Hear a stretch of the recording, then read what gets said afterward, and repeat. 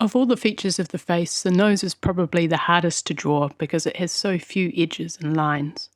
But breaking it down into some basic steps can make the process much easier.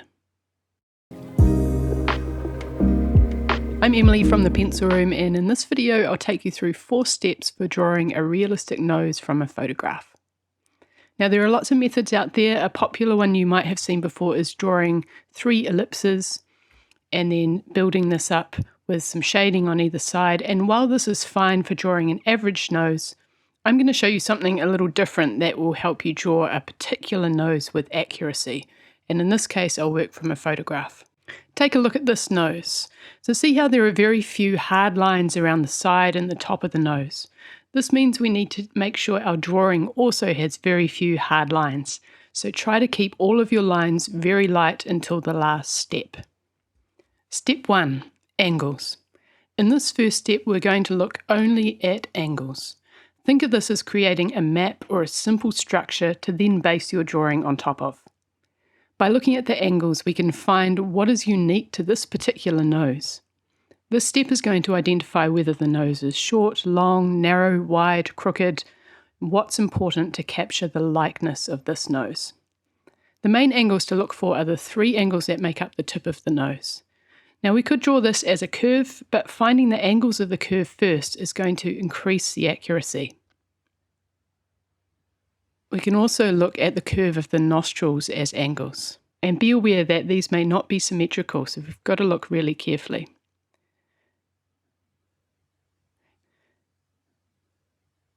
And then we can also draw the angles of the wings or the sides of the nose.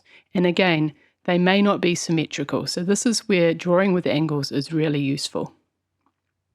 You can see I'm taking my time and kind of gauging the angle as I go. I don't want to rush it. I want to flick my eye back and forth between the nose and my drawing, make sure I have the right angle. It might help to think about the degree of that angle. Is it 45 degrees? Is it a little bit less, a little bit more? And then if you like, you could give an indication of the angle of the general shape of the nose as it goes up along either side of the bridge. Step 2. Sketching. Now that we've identified what angles are really important, we can start to join those lines up, start to curve things out a little bit and sketch in any other details. And this might be where you put in those 3 ellipses, the ball of the nose and the 2 side wings of the nose. By treating those as ellipses now, we can start to get a bit more of an idea of the 3D form of the nose. We can also sketch in any areas that we can see that are particularly light or particularly dark. And we're keeping our pencil lines still really, really light, but we can draw around those highlight and those shadow shapes so that when we come to the next step, we start to block in some shading, we have an idea of where those areas are that we need to block in.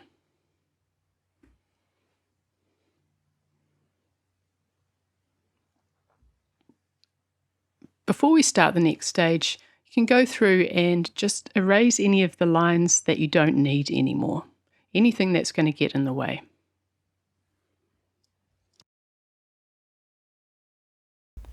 Step 3. Light and dark.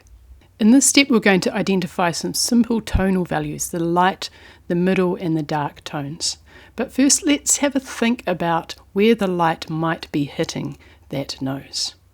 If you think about the shape of the nose, the way it juts out from the face, there's 4 main planes or surfaces that we can imagine.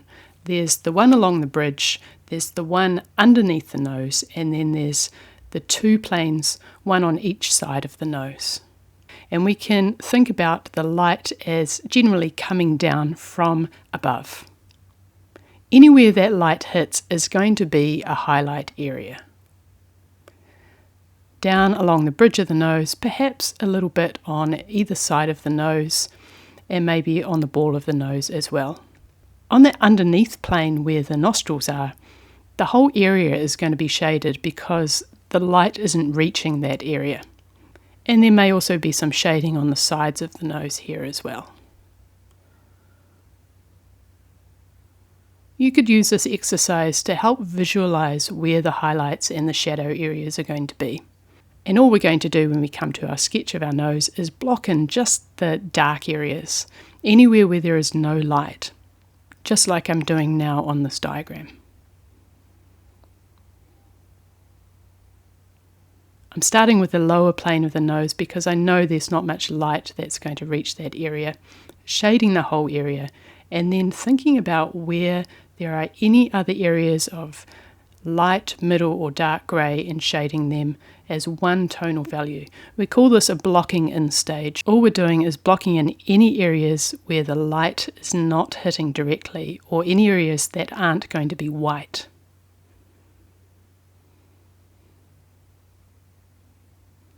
Once you feel like you've blocked in all of the areas, you can then go through and add in one other tone just to identify where the darkest areas are. They're going to be in the nostrils, perhaps a little bit more underneath the nose as well.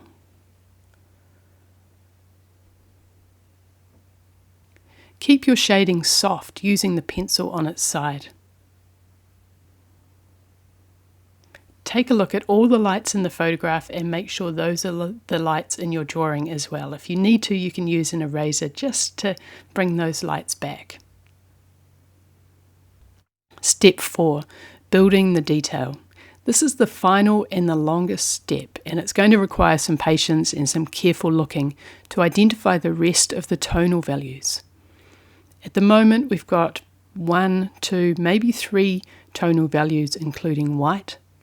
We can build that up to around 5, maybe 7 tonal values by thinking about how they compare to each other. As we shade in this final stage, we need to work in a way that builds up layers to create seamless transitions from one tonal value to another with no hard edges. So you can see I'm using my pencil very lightly on its side and thinking about layers rather than going straight away to the darkest tone. To help with this stage, first look for all the light areas in the photo and make sure they are also the lightest areas in your drawing. Then look for all the middle grey areas and then the darkest areas. Take your time with this stage. Keep flicking your eye back and forth between the drawing and the photograph and keep comparing tonal values. Is this tonal value lighter or darker than another one?